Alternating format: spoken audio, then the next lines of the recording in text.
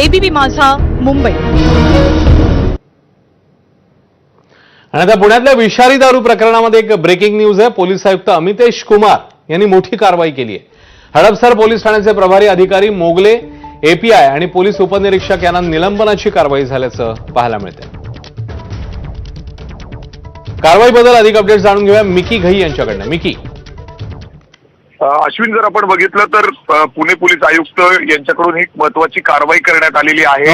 जी विषारी दारू हडपसर परिसरातील जे पांढरे मळा आहे त्या ठिकाणी विकली जात होती, ते इल्लीगल पद्धतीने विकली जात होती आणि याच्या संदर्भात वारंवार स्थानिकांनी तक्रार देऊन देखील पोलिसांनी त्या ठिकाणी कारवाई केली नाही.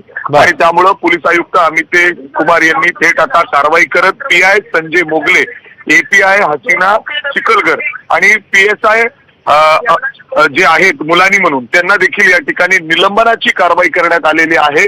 पोलिसांकडून आता कठोर कारवाई केली जाते, कारण थेट मुख्यमंत्र्यांनी पोलीस आयुक्तांना फोन केलेले होते आणि कठोर कारवाईचे आदेश दिलेले होते. आणि यामध्ये पोलिसांना माहिती असून देखील अशा पद्धतीने इल्लीगल दारू विकली जात होती आणि त्याच्यामुळं जवळपास त्या वस्तीतले 5 जणांचा मृत्यू झालेला आहे. आणि त्या कारणास्तव अशा पद्धतीने आता पुणे पोलीस आयुक्तांनी ही निलंबनाची कारवाई केलेली आहे. अश्विन. मिकी, धन्यवाद या सगळ्या सविस्तर माहितीबद्दल.